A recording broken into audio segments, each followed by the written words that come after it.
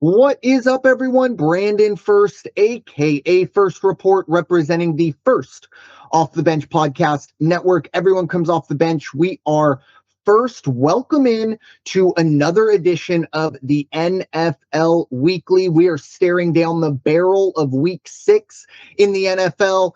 Going by so quickly.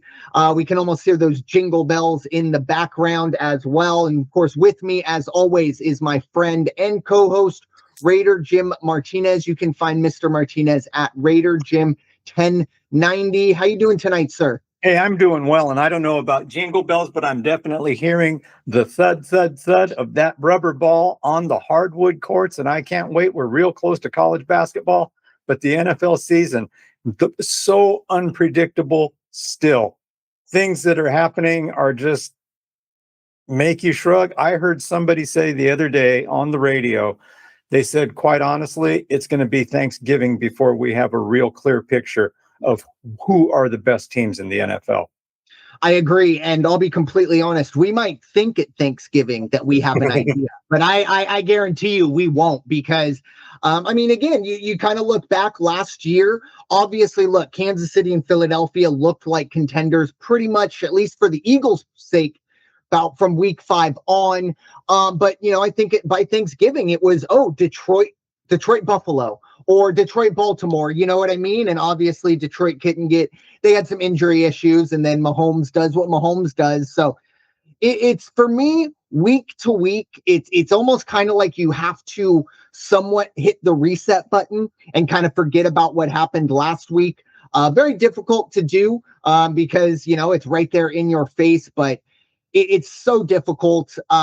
This past weekend was the first weekend I actually, was in the positive side of things on the gambling side of it. And I tell you, if Buffalo would have just finished the deal, I might have been able to break even for the season to finish out a nice parlay. But that's a part of it too. I don't think anyone really expected New England to go and perform the way they did in Buffalo and get that huge win. We called it a measuring stick game. We have our answer, but we'll get to some of those stories in a moment. But before we get to our week 5 thoughts, there's just been an epidemic going around football, whether it's honestly, it happens at the college level, but it's happening at the NFL level, and it's just inexcusable. The dropping of the ball before you cross the goal line is absolutely insane. We saw it this past weekend. And it cost Arizona the game. Very, very frustrating to see it that professionals are doing this. Obviously, maybe trying to get that celebration started a little too early. I think that's the real key. But again, you see Deshaun Jackson do it, 10, 15 years ago, and you think, oh, that was a crazy moment. Now it seems like we're getting these 2 or 3 times a season. Raider Jim, your thoughts? Just wanting to drop the ball at the 1, I guess. Yeah, I think for me, it's down to fundamentals. And when I say fundamentals, I mean just what you kind of touched on. Focus on getting over the goal line, not on how am I going to dance or am I going to moonwalk into the end zone, whatever they want to do, but they're not concentrating on just getting the ball over the goal line and getting into the end zone. And it's too bad, but this kind of thing, you're seeing it in Pop Warner, you see it in high school, you see it in college. Everybody's going to be a gamesman now. It's gamesmanship. And okay, if that's what we're going to allow, then you're going to see stupid mistakes like we've been seeing. Yeah, it's again at the college level, you can kind of just roll your eyes and go, "Oh, I remember when I was 21 or 22." But look, when you're seeing professional athletes making 6 figures minimum, doing it, and luckily it's neither of our teams. I'm sure if you're a fan of this, and Deshaun Jackson, I think he did it multiple times. I don't know if he did it twice with the Eagles, but he definitely did it once with the Eagles. If he did it again, I think it might have been later on in his career. But for me, I think it is kind of the embodiment of the selfishness. Get in the end zone. And look, I get it. There are people out there, hand the ball to the ref and get to the sideline. I mean, that would be cool too, but it's all right. If you want to do a little dance, if you want to, spike the ball or, say something into the camera, that's fine. But just score. You have to score first, or else you just look like a jackass. Let's be honest, because that happened. And, they go to commercial, and you can kind of tell before they went away because you see the DB like, oh, he kind of realized it beforehand. And he goes and kind of picks it up. And then they go to the review, and a big turn there. And I'll take it a little step further. And this is maybe a little off topic, maybe topic adjacent, but the epidemic of the quarterback sneak, of quarterbacks going over the top and then trying to reach the ball over. We saw that Monday night, and it didn't cost Jacksonville. Again, this is more of a not the right play to make in that moment rather than a celebration or showboating. But it seems like 95% of the time you see a quarterback or a player reach the ball over in a big pile. The ball comes out, and it's almost always out before it crosses the goal line, which almost seems impossible. But I don't know. I think, and maybe it's just because I'm an Eagles fan, and quarterback sneaks are essentially free 2 yards. But it is frustrating to see Jacksonville and Trevor Lawrence do that, and it just hands on the head. Like, come on, like you can't do that. We know that.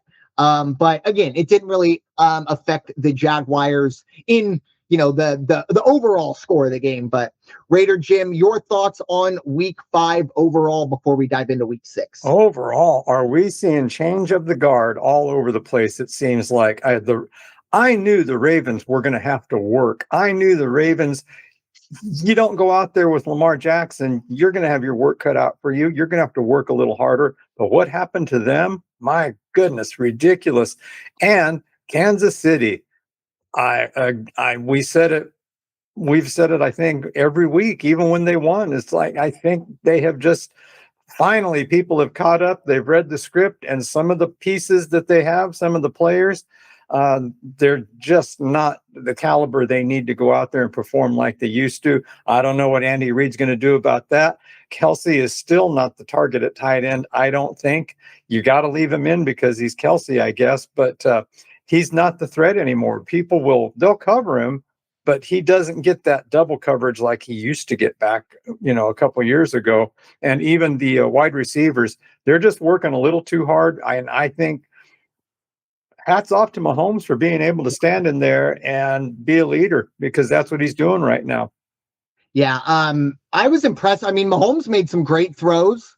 Obviously, the pick 6, he will obviously want back. 99 yards. Yeah, that was a tough one. And, again, it's Patrick Mahomes. He's a pretty safe gunslinger, Again, he's going to make those mistakes, but he's not going to make as many as you do see the big time gunslingers. Going back to the Ravens, the crazy thing is, and I don't know if this is still the case, because again, I think I saw it Monday, and it might have been a day or two old. So it was before that absolute thrashing that they took. But they were still the favorites to win the NFC North. And because again, it is a hamstring. So it's probably going to stick with Lamar, but it's not going to end his season. And I think that's a big reason why. And obviously the AFC North is not exactly juggernaut city. But I really do wonder for the Ravens what the path forward is, because it's real easy to say, get Lamar back in there. But the follow-up is, but what if you play him for 2 games and then he's done for the year? Then your season is complete. With all due respect, I mean, if anybody saw something out of that Ravens team that gives them pause to say they're not dead yet, wow. I don't know what you're watching, but okay. And that's the other part of it. The Ravens have seen, before Lamar Jackson, were never the big time, the Chiefs, right? The Eagles or even the Cowboys with their offense going up and down the field. It was a bruising. It was an AFC North team. It was a ground and pound, play really good defense, beat you 17-14. Their defense is as bad as it gets. Yeah. In terms of points allowed or points per game allowed. I believe it's 36 is what they allow. The next closest team is 31. So a huge, huge issue. And guess what? Unless something crazy happens, Lamar Jackson ain't fixing that. So whether he's back or not, we saw it week 1. Lamar's going to have to score 40 to 50 a game for this team to be competitive unless this defense can figure something out. And then one final thought for week 5, and I want to give them some shine because it's very rare that we talk about the Carolina Panthers. But look, last year, they for the first probably 12 weeks, they were being laughed at because, Jaden Daniels looks like an absolute stud, and you decided to take Bryce Young. And the last, 6 weeks, Bryce Young looked pretty darn good. And then maybe there were people like myself that expected this team to maybe start to work its way up, and we haven't seen that yet. But this past weekend, and I know it was against Miami, but they went down early and they kept fighting back. There was a play in the second quarter. It was 4th and 5 with, I believe, about 6 minutes left. Bryce Young does an incredible job to get out of the pocket, give himself time, and he finds Tet McMillan in coverage, gave him the first down. That was the momentum shift that shifted the entire game. Carolina Panthers go out, take care of business at home against Miami. And again, I know Miami isn't a world beater, but we don't talk a whole lot of Panther football here. And I don't know if you all saw the news, but the Panthers have been so bad. There was a very popular Carolina Panthers podcast called Meow Mix that essentially said, we can't do this anymore. So that team ruined them. So I wanted to shout all of the parties out. And then one final thought that I will have on Miami, watching that game back. First of all, Darren Waller's back. Keep an eye on that. And secondly, the offense might be better without Tyreek Hill. I think it might be one of those situations where Tua can just go out and be like, okay, I'm just going to throw the ball to who's open rather than, okay, I have to find Tyreek first. So I don't know. Again, Miami has a lot of problems. We'll get to them momentarily. But I wanted to shout that one out because that was one of the better games of the weekend that I don't think a whole lot of people had on their radar, except for maybe a couple plays. So very interesting to dive into there as we get into week 6. And with that, it is time to dive into our game previews, and we are going to start with the game of the week, folks. I'm just kidding. It is going to be the Tennessee Titans heading to the desert to face the Las Vegas Raiders. Tennessee plus 205 on the money line. Vegas minus 245 on the money line. Might need to take a picture of that one. It might be a long time before we see Vegas on a money line like that. Vegas going to be 5-point favorites with an over-under of 41. No one gets this. No one talks Raider football on this pod before Raider Jim. So, Mr. Martinez, the floor is yours. The only words of encouragement I have for the Raider Nation is, hey, we've only got 12 weeks left. So that's it. All I got. I mean, you talk about just a bad team all the way around. Offensively, defensively. Yeah, they have little shines here and there. Mark my word, though, what you're going to start hearing within the next 2 weeks if they don't improve, like if they lose to Tennessee, which I believe they will, Max Crosby is going to start calling for, I want out of here. Mm-hmm. And guess who's going to pick him up? If they're still holding at 500, or if they get up another game, watch for Jerry Jones to go out and make a play for Max Crosby. Wow. Hey, why not? If I was Jerry, I'd be looking at that. And then everybody forgets about Micah Parsons then. Nobody cares then anymore. But anyway, what's going to happen? Tennessee actually won a game. And I thought it was going to be this week where they would break their slump, get out of the losing. Now they have a chance to go 2 in a row, and I have a feeling they will. The Raiders just can't put anything together. As long as Geno Smith is under center, they're not going to perform. So you look at the defenses, I think they're 26 and 27. You look at the offenses, it's the same thing. This is an abysmal game. But they can take the Raiders, the handicappers, that you can make the Raiders 5-point favorites. You have got to be kidding me. So give me a 0.5 point. I'll take Tennessee plus 5.5. Only thing is the over-under on 41, but I think if somebody scores 20, the other team's not going to come close to it. So give me a half a point there too, and I'll take under 41.5. Yeah, we're on the same page here. Just plainly, I just don't think the Vegas Raiders are 5 points better than anybody in the NFL. It's unfortunate. The biggest issue I have right now with the Raiders, look, the talent is what it is. The execution is what it is. But the one thing that Pete Carroll always preached at USC, and I believe with Seattle, I didn't follow him terribly closely, but it was always about competition. It was about competing. I think it was Competition Tuesday. It was about going out and competing every day. It's kind of like the Jim Harbaugh attack every day with an unparalleled enthusiasm, and it's kind of that corny, Matt Foley on SNL. Raider Jim got that reference. Hopefully like one or two other people did. But that kind of corny David Goggins stuff where it's just not translating to this team. And that's worrisome because that tells me that this team hasn't bought into anything Pete Carroll's trying to sell. The other part of it too is, you brought it up. Has there been any talk of Kenny Pickett? I mean, at this point, any other team, it's already decided we have to go to Kenny Pickett. Will he be better? I don't know. But Geno Smith leads the league in interceptions by 3. He is far and away looking like, and look, Geno was fine last year, and for whatever reason, it's not working now. I really do look at the way it was handled with Brock Bowers, that, they just kind of put him out there and thought, well, maybe during the week he'll get better.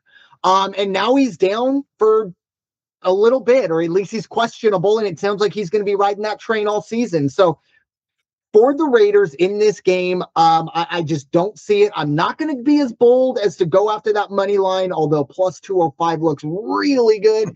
But then you realize it's the Tennessee Titans, and you say, no, Brandon, take the 5.5.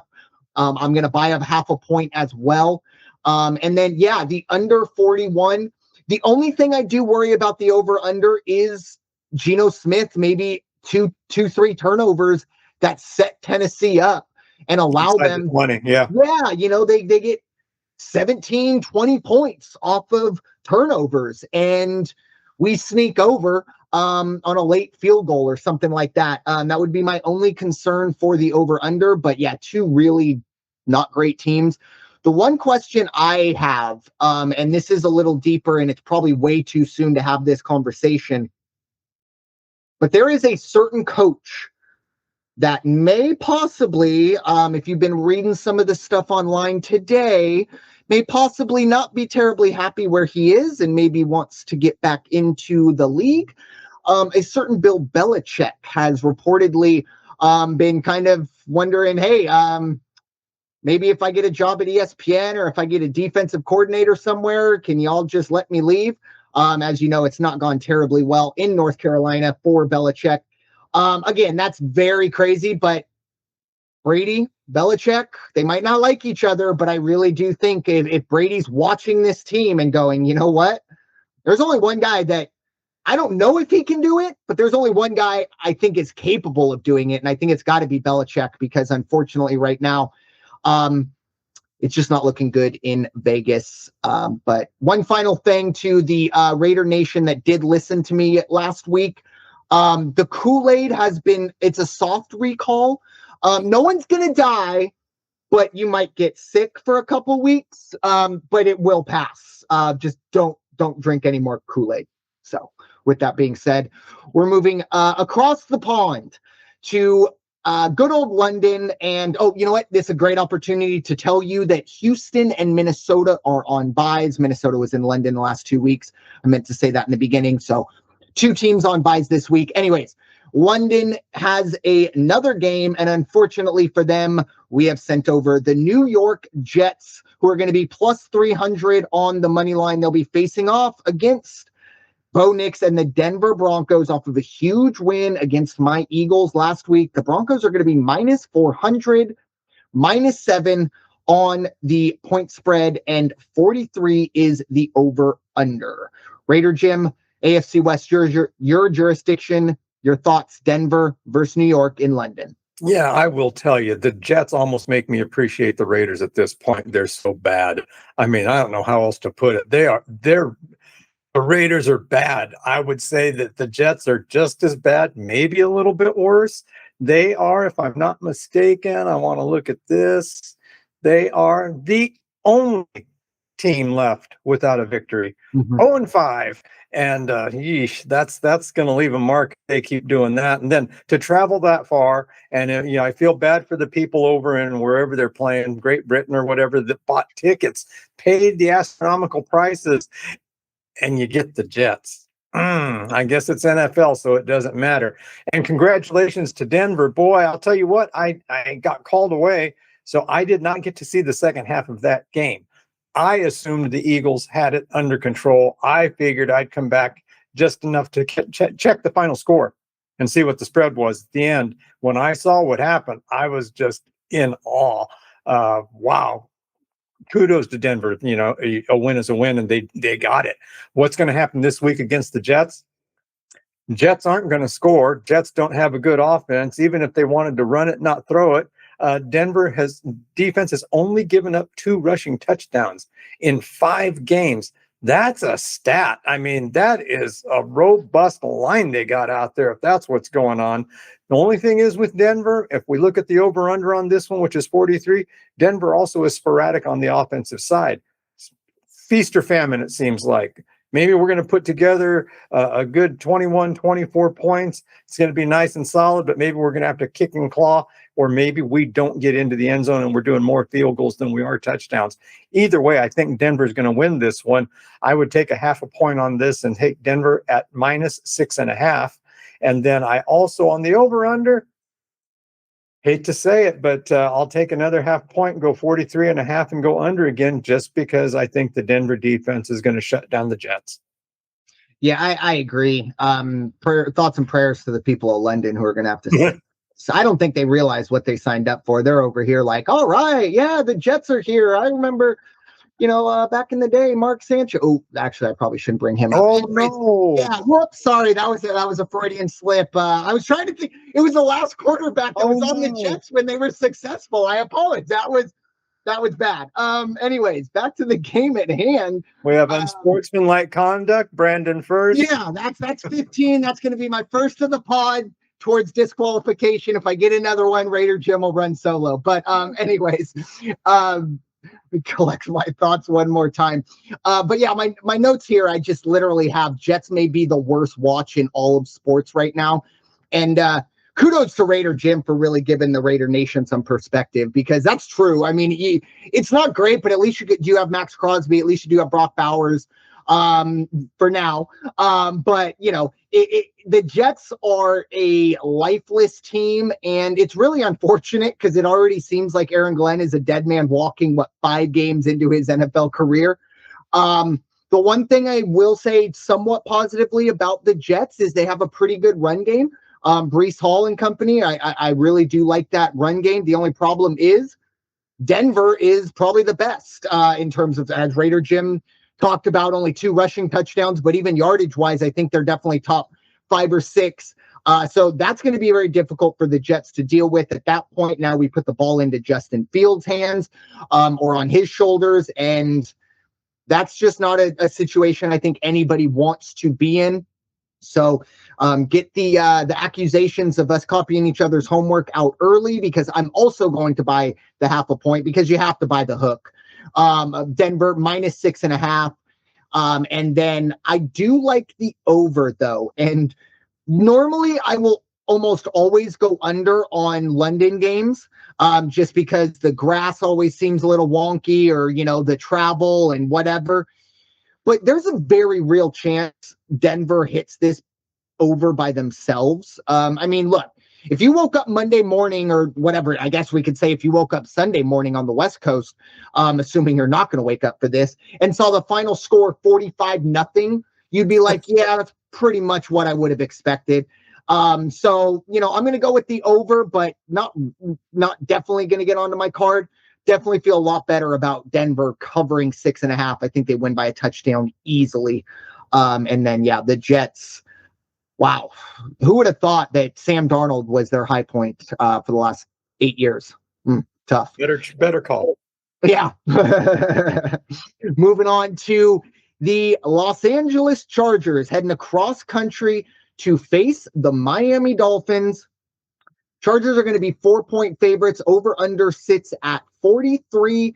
Money line side, you have the Chargers minus 210 and Miami plus 175. Raider Jim, still in that AFC West. The floor is yours. Yeah, I will tell you, depending the outcome of this one, and you'll hear what I think the outcome is going to be on this one, Chargers may need to show a little bit of concern if they aren't able to get healthy and get back on the field. It's not that they're not a good team. They are just beat to pieces right now.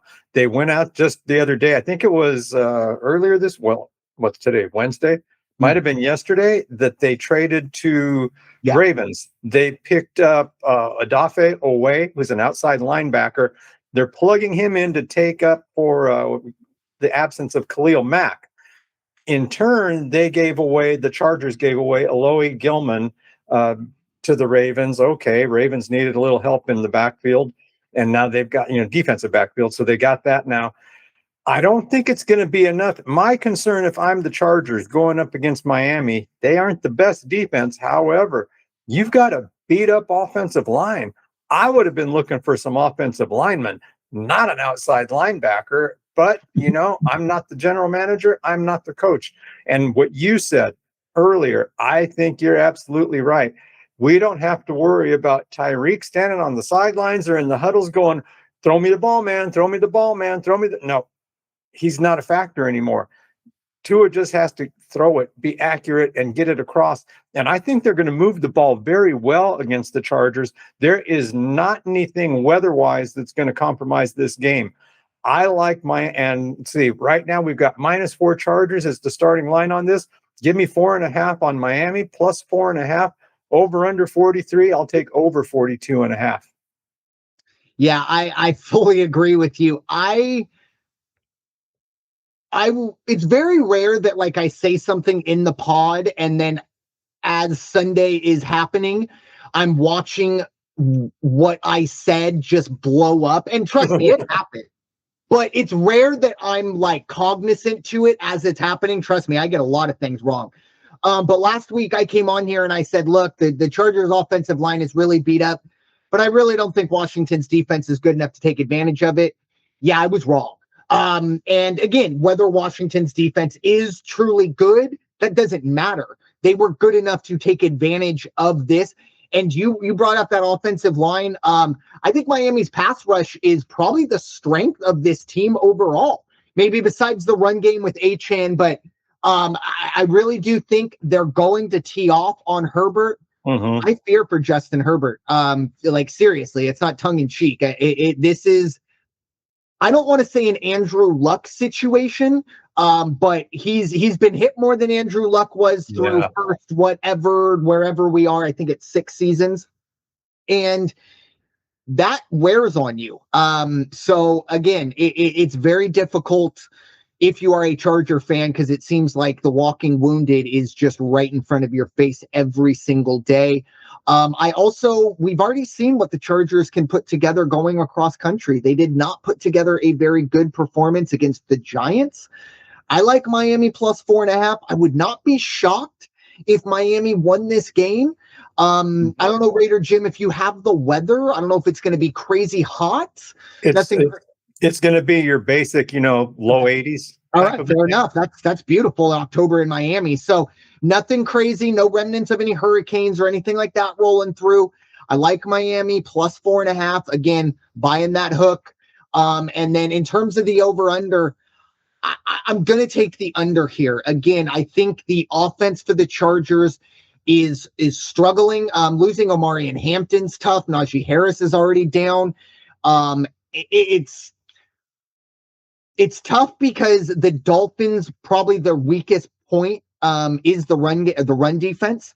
And I don't know if the Chargers are going to be able to take advantage of that. And I understand the irony of me starting out saying I was wrong last week on the pod, saying that this team can't take advantage of this. And then I'm going to end this by saying this team can't take advantage of this, but that's just the way my mind works. So life goes on. Give me Miami plus 4.5, under 43. I think we have a 17-13 type slog to the finish in this one.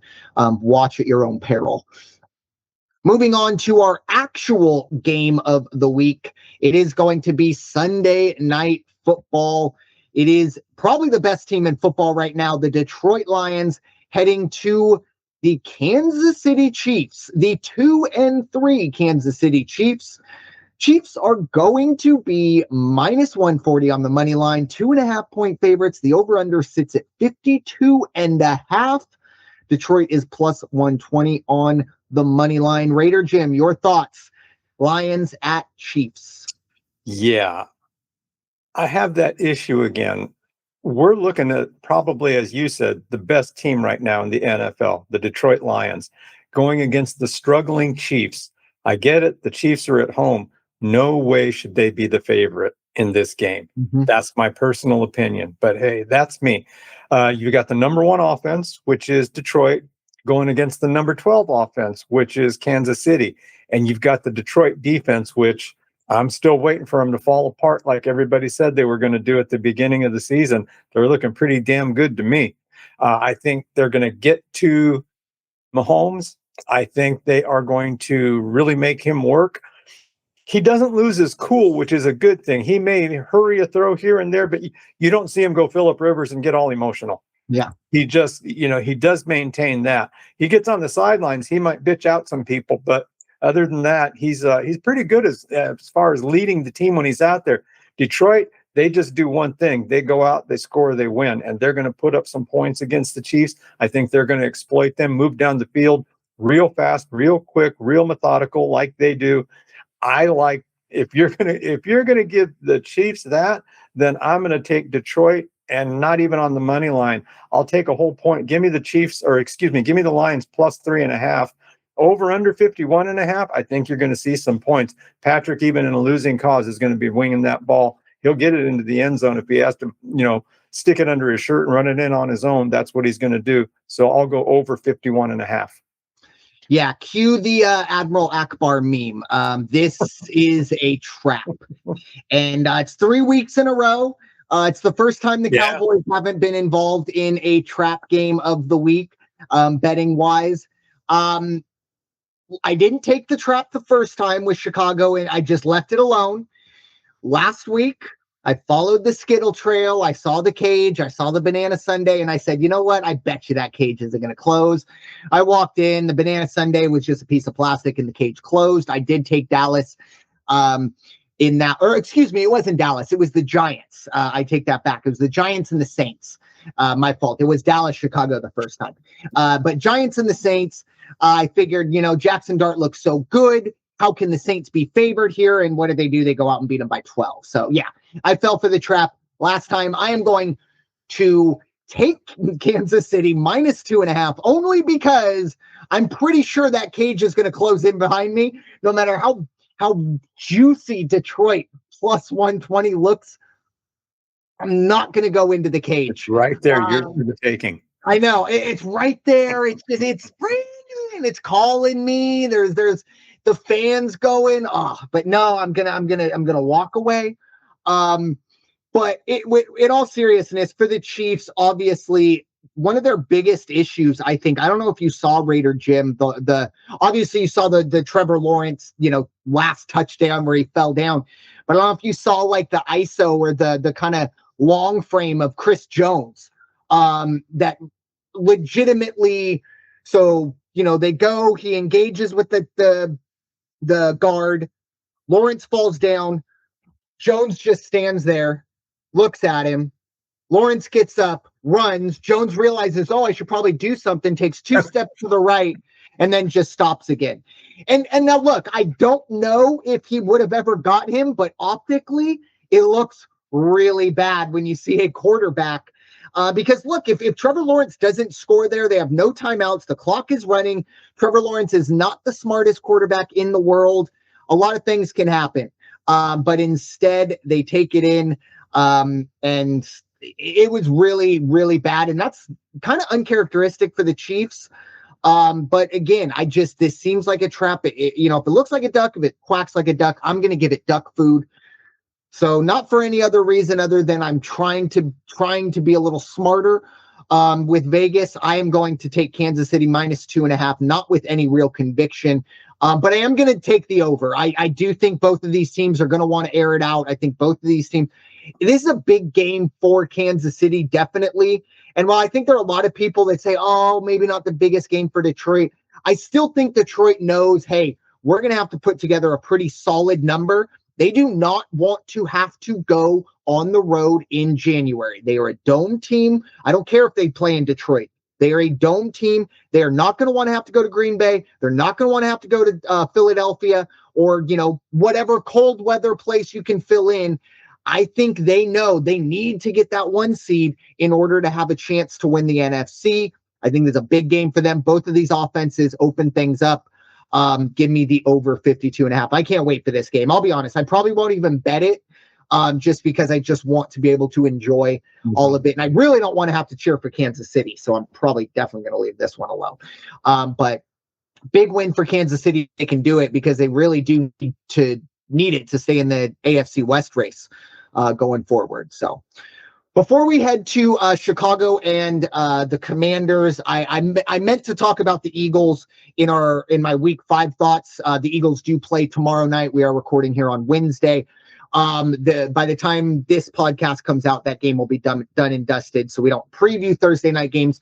But look, we lost last week. The Eagles lost last week. I don't want anyone to think that I'm ducking anyone. I will face the music, no doubt about it. But you're not going to like my answer, folks, because what I'm going to say, while I wasn't a fan of the way it happened, I am glad that it happened. This was a team that needed to lose a football game. You cannot sleepwalk through a season going 14-2 or 14-3, whatever the math is these days, and then think you can just flip a switch in January and everything's going to be fine.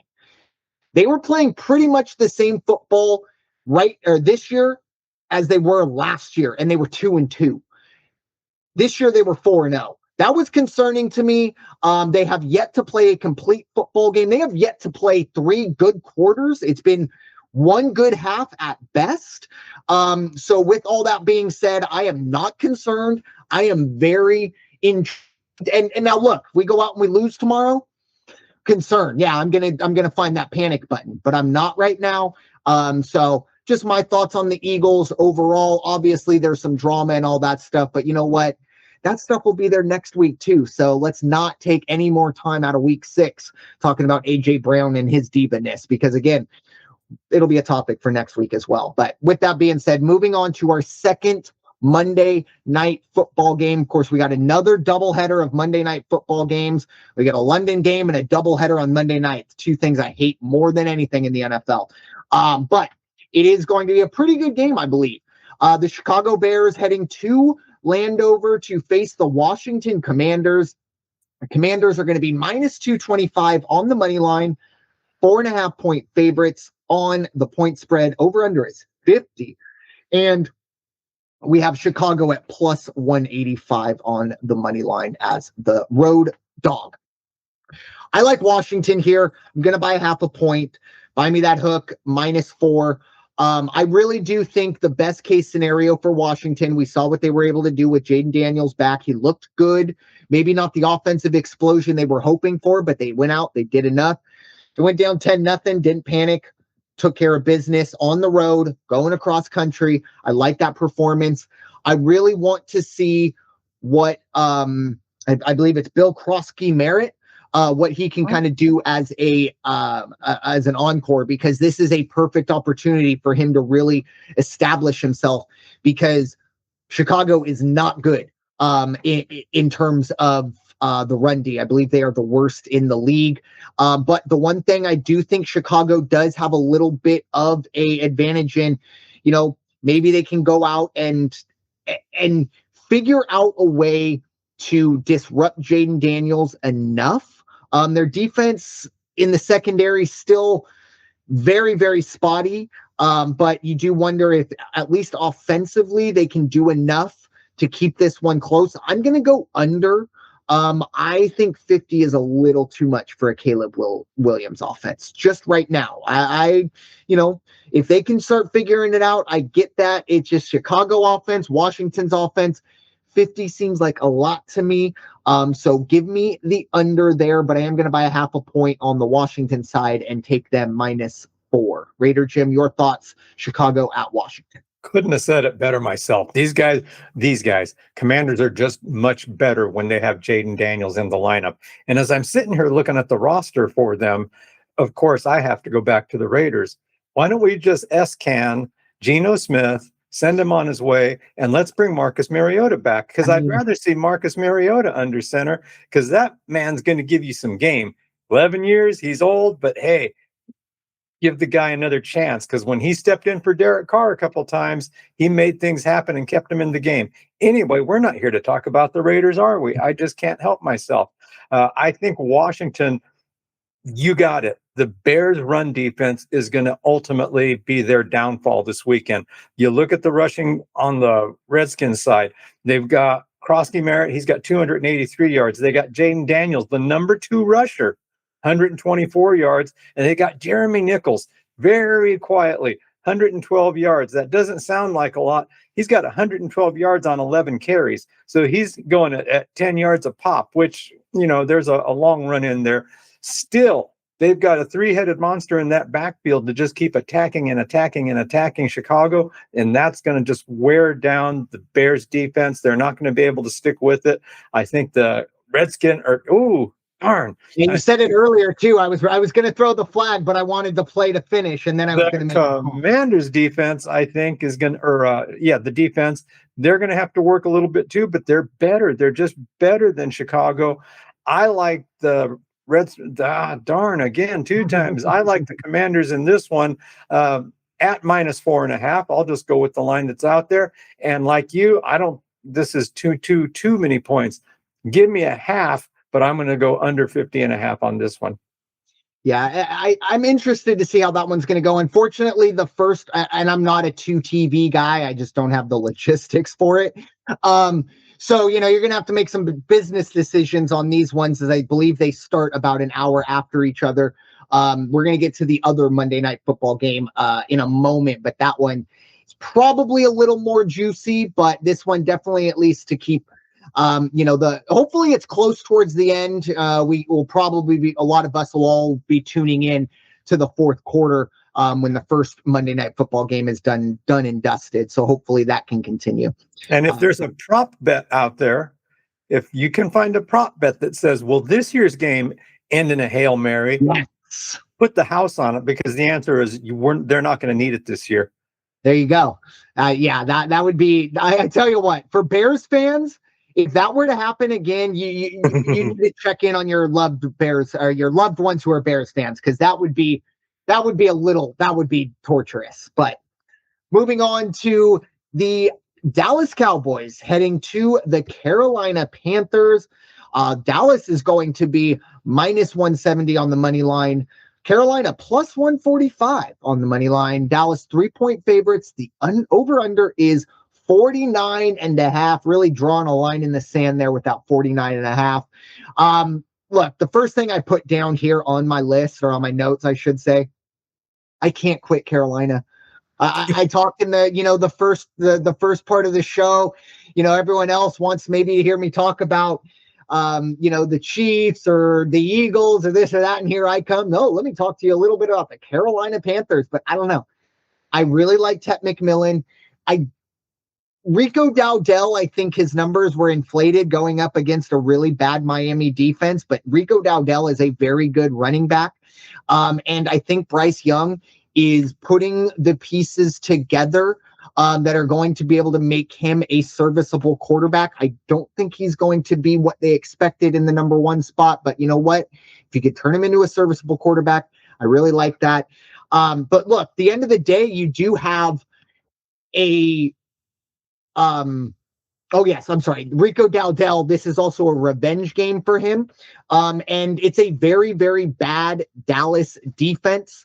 Give me the over 49.5 here. I really do think we are going to see some points. Again, I think Carolina might be slow starts here and there, but Bryce Young, he's getting more confident in the pocket. And I think if they can get the run game established, it really helps him out.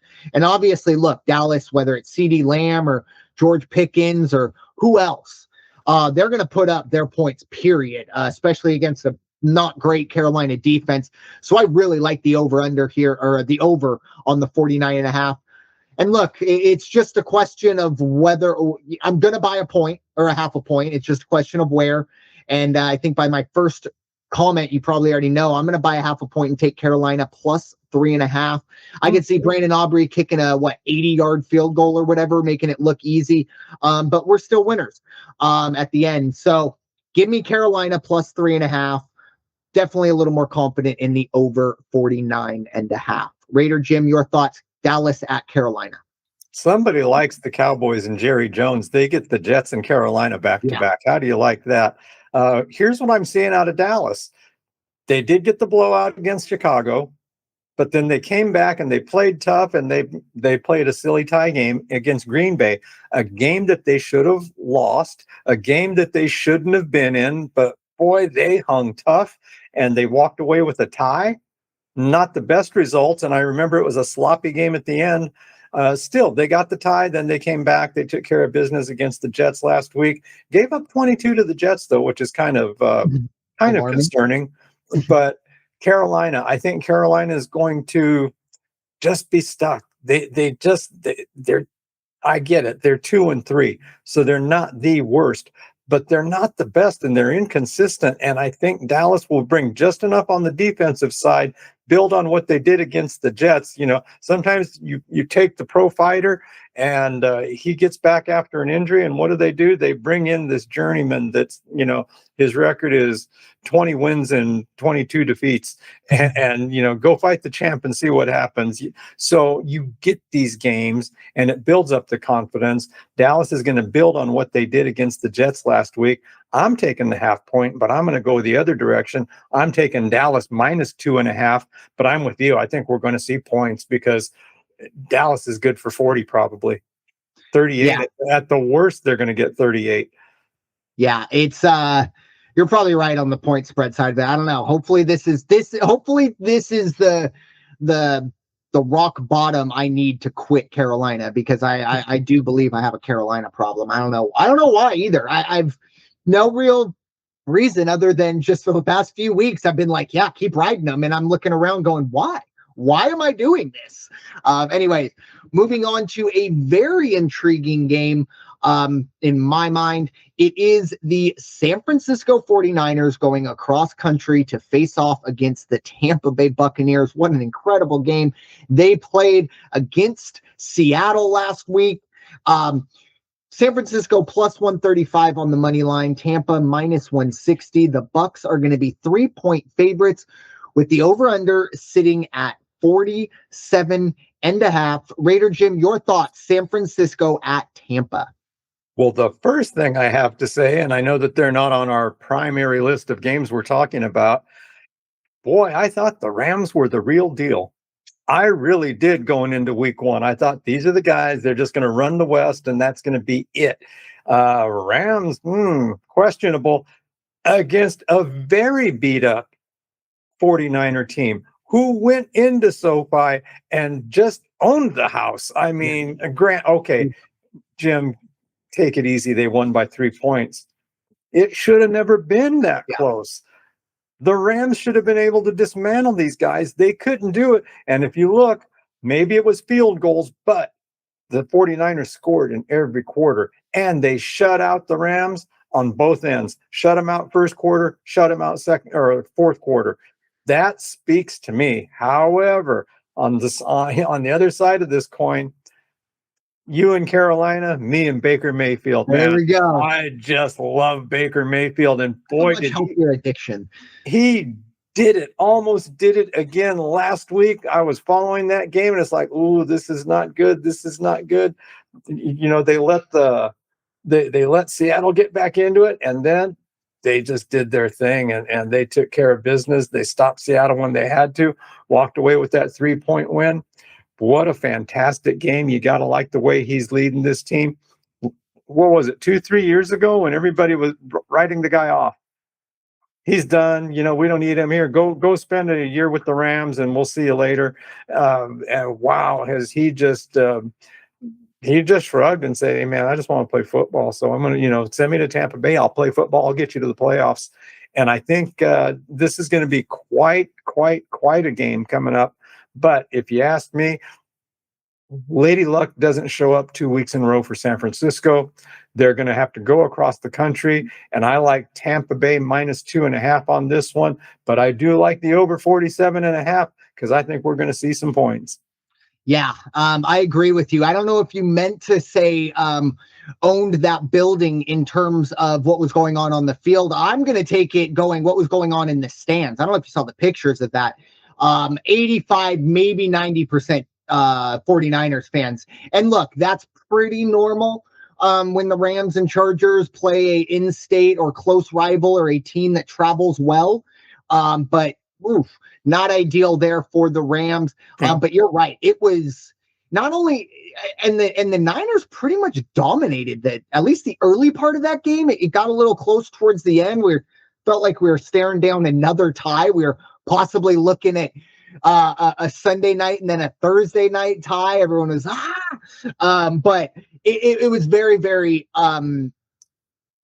great. Well, it was great to see the Niners get the win for them, but I do wonder if maybe the monkey paw isn't working. Well, I guess the monkey paw is working the way it wanted it to, but the Niners have realized they have a monkey's paw, because as great as Mac Jones is playing, they're going to have a Brock Purdy problem, because he got paid a lot of money. Mm-hmm. And I don't think when he's healthy, they're going to be just perfectly fine, just being, all right, Brock. And look, Brock Purdy probably is better than Mac Jones in this system.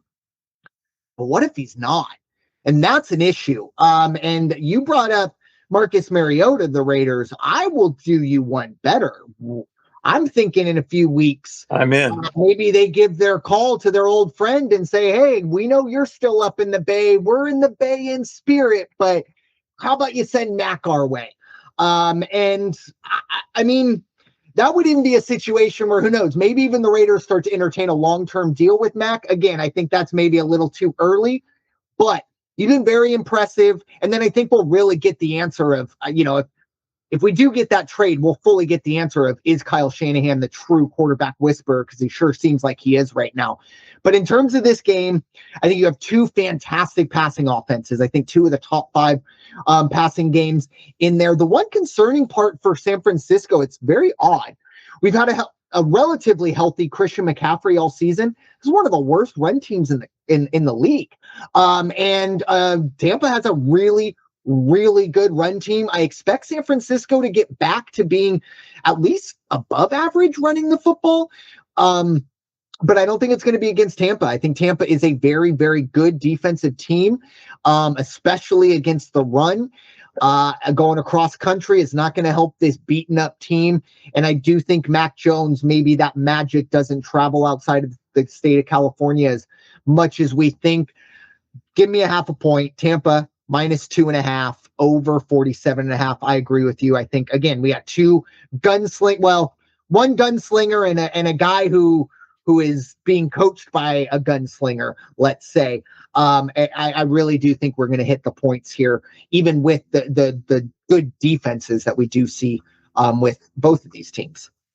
Moving on to our second to last game. I did throw a bonus game in for everyone, but second to last game, Seattle heading across country to face the all of a sudden frisky and maybe contenderish Jacksonville Jaguars. Seattle is even money on the money line. Jacksonville -120. They're only going to be 1.5 point favorites against Seattle, and 46 is your over under. Raider Jim, I'll give you the first bite at the apple. Seattle at Jacksonville. Excuse me. Quite the intriguing game, if you ask me. Seattle, boy, they took that one on the chin last week that we just talked about at the hands of Baker Mayfield, but that's what you get when you play them. They also lost at home. Now they have to travel the other side of the country to face Trevor Lawrence, who, hey, I might fall down, but guess what? If nobody touches me, I'm going to get up and crawl over the line if I have to. And that's when he didn't drop the ball either. He did very, very well. I have a feeling which Seattle's going to just go crazy. Darnold's going to go nuts. He is going to try to pick them apart through the air. And I think Jacksonville's defense, their secondary, is prepared and ready for that. They are going to be waiting. They're going to be watching. The only thing that I see is the Jacksonville, and then, so in Darnold's favor, in the Seahawks' favor, Jacksonville defense gives up over 4.5 yards per carry on defense. That's a lot. So they can soften up the box. They can soften up the middle of that line. They can open up some patterns, make some attacks through the air that way if that's what they have to do. I still think Trevor Lawrence is going to be able to put together a good game. You said it earlier. He may not always make the best moves, make the smartest moves, but I think it's starting to click after all these years. And I think he's got the right coach telling him, look, this is what you got to do. This is what you got to do. He had a great press conference. I think it was today.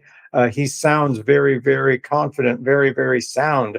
So good for him. And I like the guy. So I wish him good luck. I wish Seattle good luck. This might be the best game to watch over the weekend. Definitely one of the top three, if nothing else.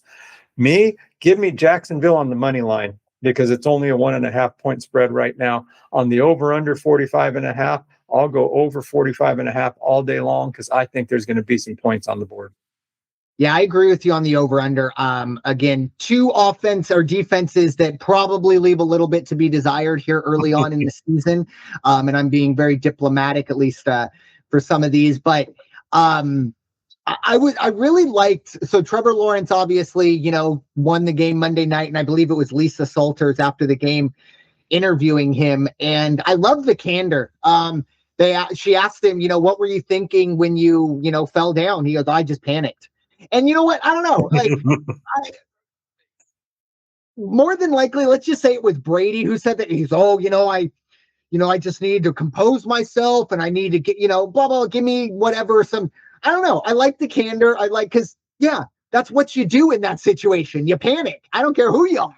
Oh, that's an OS moment, man. Exactly. But you know what?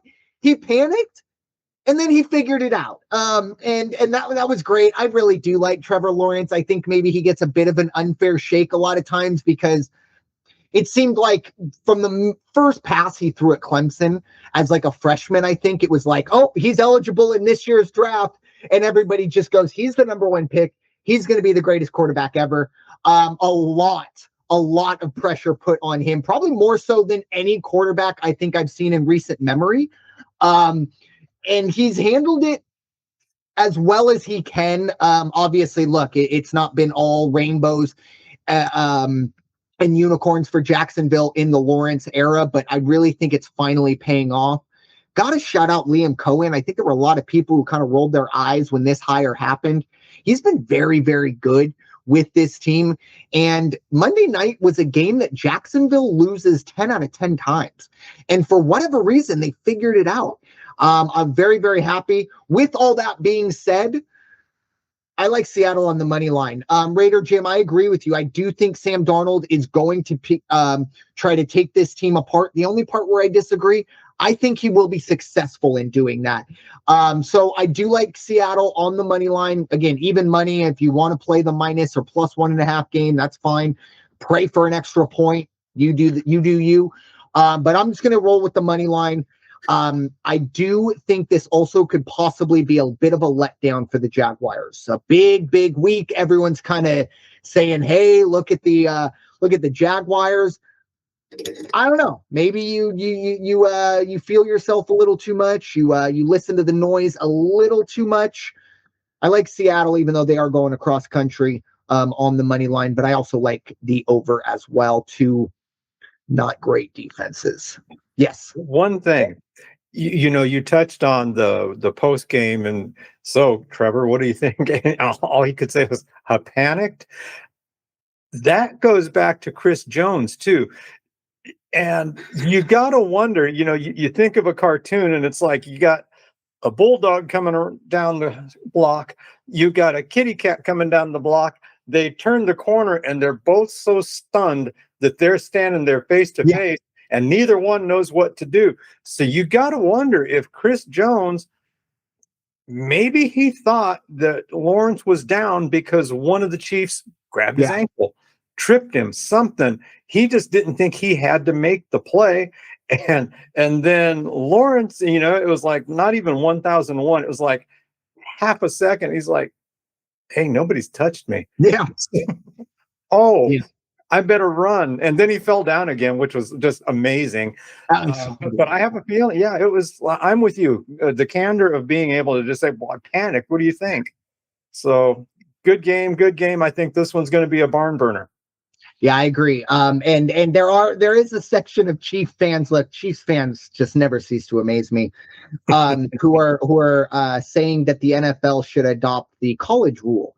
Oh my gosh. Down, which is that you don't have to be touched in college, which is just so on par. You know what? I'm a fan of consistency, and the Chiefs fans are very, very consistent. So I tip my hat. This hat, by the way, Chiefs fans. Yeah. Anyways, moving on to our final game of a final main game that we're going to be previewing. It is our first Monday night game. This will be going off, I believe, 7:15 Eastern, 4:15 on the West Coast. Do the math in between. Buffalo heading to Atlanta. The Bills are going to be minus 210 on the money line. Atlanta plus 175. Buffalo 4-point favorites, and 49 is your over/under. Raider Jim, Buffalo at Atlanta. Who you like? Okay, who else out there thought that Josh Allen was going to get outgunned by May last week? Because that's exactly what happened. He only put up 253 yards, 2 touchdowns. But man, they got shut out in that first quarter. They only got 3 points in the first half. And by that time, and the thing is, the Patriots only had 6 points at halftime. So it's not like anybody was running away with it. And it ended up that that shutout on the first quarter, that was enough to cost them the game. I don't see that happening again. Now, on the other side of this one, Penix had a fantastic game against Washington last week, game that I didn't think Washington was going to lose. Hey, I guess the Falcons and Penix showed me. So what's going to happen this week? Oh, the other thing to consider from last week, too, again, it's just one of those, when is football going to look normal again? Buffalo lost at home. Yeah. They lost that game at home. They got it handed to them at home. That doesn't happen all the time. Anyway, this week they're going to go down south. They're going to go into Atlanta. And what's going to happen? It's going to be nice. It's going to be dry. It's going to be climate controlled. Buffalo is already a 4-point favorite. Give me a half a point. Give me 4.5, minus 4.5 for the Bills. Over under 49. Let's go half a point over 48.5, because again, under those conditions, Josh is going to be slinging. Yeah. And the crazy thing with Josh Allen versus Drake May, and you're right, he was outgunned or outdueled by Drake May. It wasn't Josh Allen coming down to Drake May. It was Drake May coming up to Josh Allen. Drake May was really good. Obviously, I'm sure there are going to be some throws that Josh Allen will want back. But goodness gracious, the other part of it too, stick this in your mental computer if you remember it. If Stephon Diggs does go and leaves the Patriots next year, if that team plays the Patriots, hit every single prop you can on Stephon Diggs. If you've looked up the last 2 or 3, like quote unquote revenge games for Stephon Diggs, he has some Randy Moss-like numbers on that Thanksgiving, if you know what I'm talking about. He loves these revenge games, and not terribly surprising. He definitely wants to make sure that everyone knows what you left or what you let walk away. With that being said, I do think we have 2 really good pass defenses. Christian Gonzalez for the Patriots, since he's returned, has been really, really good. The only difference is I think Josh Allen is better, and he's going to take advantage of that to a better extent than Michael Penix will. I also like Buffalo. I'm just going to take a -4. I'll take the push if I have to. I'm going to go under here. I do think we are going to see maybe a little bit more of a slog, and I think a lot of that's going to be Atlanta trying to establish the run early. That's their only way to win this game, is to run Bijan or Algier. It's the only wart on Buffalo is the run defense. The run defense is not great, and it might be the Ed Oliver absence. I don't know, but statistically, that is the one, the little, that needs to be cleaned up if you look at everything. And Bijan Robinson, if you have not watched Bijan Robinson play football, he might be my favorite player to watch. He is an electric running back. There are moments where you just shake your head and go, God, you got to be smarter than that. But athletically and what he can put together with his feet, it's very impressive. He could have a very big game. That would be my only concern. But I do think we do stay under because Atlanta just wants to turn this into a 7 or 8 possession game and hope that somehow, some way they can end up with the ball last, kick a field goal and win, and just, I don't want to say get out of town because they're already in town, but exact kind of sneak out the back, if you know what I mean. So give me Buffalo -4 under 49. That will be your first Monday Night Football game. The other games, just kind of gloss over them real quick. Arizona +260. They are heading to Indianapolis, who are going to be 7-point favorites. 47.5 is the over-under there. Indy is going to be -320 on the money line. Indy, very, very good football team, if you don't already know. Cleveland +215. They'll head to Pittsburgh. Great AFC North matchup. No Joe Flacco. He is now in Cincinnati. We'll get to that game in a minute. But Dylan Gabriel almost got the job done in London. Last 17 rookie quarterbacks to make their debut for the Browns, all of them have lost their opener. Wow, 17. Anyways, the Browns +215 on the money line, -260 for the Steelers. Steelers -5.5 on the point spread, a 38 to digest in terms of the over-under. The Rams, 7.5-point favorites on the road in Baltimore. 44.5 is your point spread, your over-under. The Rams are -400 on the money line. Baltimore +300. That would have been a crazy line to have seen a month ago. And Cincinnati +750 on the money line at Green Bay, -1400 on the money line. And Raider Jim, you asked for it last week. You said, we only have a -8 or a -10. Well, here's a -14 for you. I like it. I love it. Green Bay at home, -14. I don't know if Joe Flacco is going to start. I'm not sure. Jake Browning might have already thrown an interception by the time I finish this sentence. The over-under is at 44.5. Best of luck to the Browns, to the Bengals and their fan base. Yikes. And finally, New England, off of their huge win over the Chiefs, the Bills last week. And speaking of fan bases, being on par, one win over the Buffalo Bills week 5 does not signify that the New England Patriots have taken the AFC East back. You need to actually win the division, and you're probably going to have to do it twice in a row. So again, fan bases doing what fan bases do, especially Boston. But anyways, New England -185 on the money line. I did not put the money line for New Orleans, but we'll figure that out. New England -3.5 on the point spread. The over-under is 46. Raider Jim, any thoughts on these games? I'll tell you what, I've got my screen machine, my silk screening machine ready to go. I've got the template made for my Daniel Jones MVP t-shirts. Wow. It's going to happen. I can see it. Nobody believed that guy was going to go into Indianapolis and turn it around, his career around the way he has. He's already a fan favorite over there, and good luck to him. And I hope he turns it around, keeps turning it. And I hope to see him in the playoffs. That would be a wonderful thing for him. Cause these athletes, they take too many unfair shots. They're the recipients of too many unfair shots. Don't attack parentage. Don't attack them as a human being if you really don't know what they're about. So good luck to him and good luck to the Colts, and let's see what happens. Any of the other games there that really stand out? Ooh, you wonder if Cleveland +6 couldn't be worth a look. You just gotta wonder. Somewhere along the way, it's got to happen. But and of course, I keep saying somewhere along the way, everybody's going to go see Rodgers is done. He shouldn't even come back. He's kind of making believers out of people too. Not me, but some people. Other than that, that's the only two games I would have something to say about. Yeah, not a whole lot there. I mean, obviously the Daniel Jones situation, a different opponent. Probably we are talking about that game a little more in depthly. But yeah, I think Arizona is going to have their hands full there. Yeah. Indy definitely would win that one. You know, the question of whether they cover the 7, that's a tough one.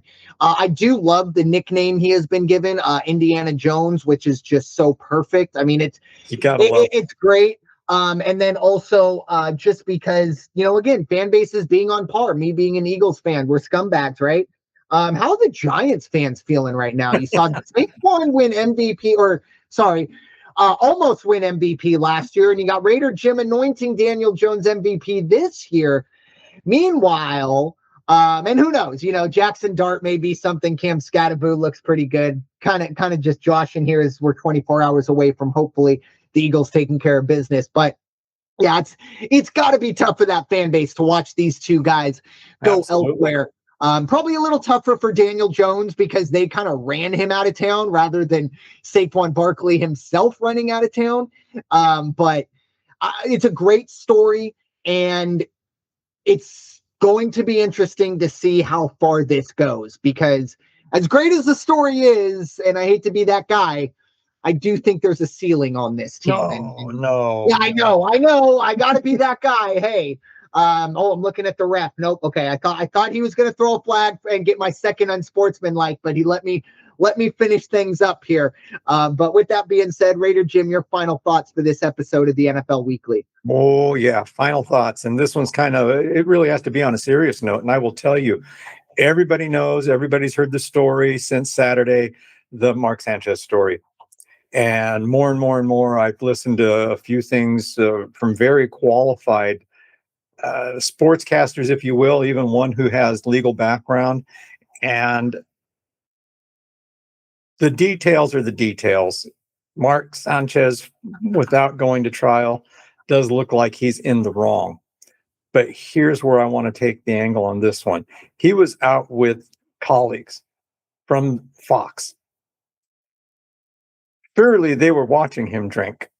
He's a grown man. He's responsible for his own actions. That's true. However, if he has an issue with alcohol, if he can't control it once he starts it, then those people around him should have the character and be forthright enough to say, hey, you're not going anywhere. And they need to put their drink down and say, I'm going to take you back to the room now. Mm-hmm. But to let him just get up and go and walk out, and then this confrontation starts. If I was Fox, shame, just big shame on the whole situation. And again, Mark Sanchez did what he did, and it's not a good look. He's probably ruined his career, which is maybe he ruined his family life, whatever consisted of that. Don't know. But at the same time, there's a lot of responsible parties. You were a bartender, Brandon. Mm-hmm. At what point does the server say, go get his boss and say, I can't, these guys are killing it, man. They should, you need to cut them off. We can't be responsible. Oh, but we can't cut them off because they're Fox guys. Mm-hmm. There's a lot of liability and responsibility there. Main thing is to the people listening, if you know someone who has an issue, or if you're not quite sure, just step in, just say something, give that gentle nudge. And more importantly, if you're out with somebody and that happens, don't let them drive. Don't let them walk out on their own. Do something, keep them safe, keep everybody else safe. Now we've got a 69-year-old truck driver and a young man, to me, still a young man, whose both of their lives have been turned upside down. Yeah. Don't look them up, but if you have seen the pictures of the individual that was involved, It's pretty apparent that was not a fist fight. There was a lot of stuff going on. And yeah, honestly, when the story first broke, I think all of us were like, "Oh my gosh, did he get robbed?" Or we just automatically assumed he was the victim. And yeah, and again, like I don't think it's I understand there are certain stories that you need to let breathe for a minute. And when it started coming out, I remember when I saw it, I saw the thing. He says Mark Sanchez has been arrested, and I went, no, surely no, like no, he was stabbed, not maybe it was a typo. They meant to say assaulted, but they said arrested. And then you read more into it, and the more it comes out, the one big red flag, and I'm glad you brought up the colleagues, because this is at night. I believe they said it was about midnight in an alley. Mark Sanchez was running wind sprints. That is not normal. If you are just walking down the road, downtown, wherever, your big city or small, whatever, and you just walk and you look down and you see a man running wind sprints, you probably can say, I'm going to avoid this man. Now, if you're the colleague of that person, you need to do more. And obviously, from the bartending side, there's a lot of factors. I don't know the bar was, because if they were sitting at the bar, the bartender needs to, something needs to happen there. But if it's a situation where it's a restaurant and someone just comes up and grabs a round of drinks for the table, bartender is very, like, that's kind of a security bouncer needs to be. And again, I don't know. Right. But there's a lot of liability. And again, I don't even know if the liability, because I believe this was in Indianapolis. I don't even know if the state law of Indiana liability is, because I do know in California, it's vehicular. If something happens vehicularly, I could be found liable if I overserved. I don't know about assault and stuff like that. Thank God I never had to learn about that. But it was a bad story from start, and it got worse. Obviously, hopefully that man makes a full recovery, because to be completely honest, I mean, Mark Sanchez should be the least of our worries when it comes to this, because again, it looked like that. The pictures look like that man probably should have died. It was it was a gory picture. Very, very sad. And my final thought, it's going to be serious as well. And it's kind of along the same vein in terms of letting the story breathe. Young man by the name of Kyren Lacy played wide receiver at LSU, played with Justin Jefferson, he was a top prospect. He was going to be drafted. He was allegedly involved in a head-on collision that killed an elderly person. And that's all we were told. And he was going to go to trial. He was not drafted. He was his draft invite was revoked. And the court of public opinion said this man killed this person. Kyren Lacy couldn't deal with all of that, and unfortunately, he took his own life. Last week, Kyren Lacy's lawyer showed video footage that had to have been seen immediately that showed Kyren Lacy was 70, I believe the exact number was 72.8 yards behind the accident when it happened.